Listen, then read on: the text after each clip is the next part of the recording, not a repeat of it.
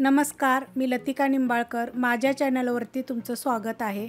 आज मी तुम्हाला तोंडी लावायसाठी मिरची भाजून दाखवणार आहे। ही हिरवी मिरची घेतलेली आहे बघा, अशा छोट्या हिरव्या मिरच्या भेटतात। त्याला मधोमध कापून घ्यायचं, अशा बारीक बारीक बघा मिरच्या आहेत त्या। असं मधोमध कापून घ्यायचं आणि त्याच्यामध्ये मीठ लावून भरायचं। जास्त लावायचं नाही, चवीपुरतं असं मीठ लावायचं, कारण आपण वरून सुद्धा थोडंसं मीठ टाकणार आहे। त्यामुळे थोडंसंच मीठ टाकायचं आतमध्ये, की मिरचीची सगळी चव त्याला यावी मिठाने।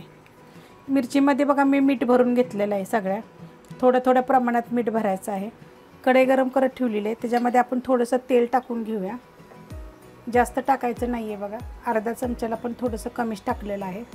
आणि कडक गरम होऊन देऊया। तेल चांगलं गरम झालेलं आहे, तर त्याच्यामध्ये बघा अशा मिरच्या टाकून घ्यायच्या। मीठ भरल्यामुळे मिरचीना खायला एकदम छान आणि चवदार अशी लागते। आणि थोड्या वेळ 2 ते 3 मिनिटांना एकसारखं असं हलवून घ्यायच्या।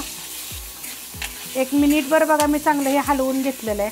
आता गॅस बारीक करते, फास्ट गॅसवर केलं होतं हे, आणि स्लो गॅसवर बघा एकदम पॅक झाकण ठेवायचं याच्यावर। 1 मिनिट झालेले आहेत। आता आपण हे झाकण काढून घेऊया। बघा कशा मिरच्या चांगल्या भाजलेल्या आहेत। तर ह्याच्यावर थोडंसं मीठ टाकायचं, कारण आपण थोडंसं पहिले लावून घेतलं होतं आतमध्ये, म्हणजे मिरचीची चव चांगली येते। आणि ह्याच्यावर लगेच आपण ना लिंबू थोडं पिळायचं, लिंबाचा रस टाकलेला आहे बघा।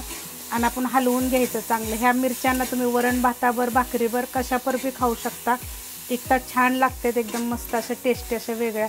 आणि हे 8 ते 10 दिवस अशा मिरच्या राहतात, एकदम खरपूस अशा चांगल्या भाजायच्या। तर आता या मिरच्या भाजून झालेल्या आहेत बघा। तर आता मी गॅस बंद करते आणि तुम्हाला खाली प्लेटमध्ये काढून दाखवते। बघा मिरची किती छान अशी भाजलेली आहे, एकदम सगळ्या बाजूनं शेंड्यापर्यंत अशी आतपर्यंत चांगली भाजलेली आहे। ही मिरची एकदम मस्त लागते। आणि ह्यातला अजून एक तुम्हाला सांगते, माझ्या मराठी चॅनलवर ना मी लोणच्याचा मसाला टाकलेला आहे। तुम्ही जर ह्याला लावून जर भरून जरी मिरच्या अशा बनवला असेल तर मिरचीमध्ये भरा आणि मिरची भाजा, तरी पण एक ती छान अशी चवीला मस्त लागते। ही जर मिरचीची रेसिपी आवडली असेल तर लाईक करा, सबस्क्राईब करा, कमेंट करा आणि शेअर बी करा।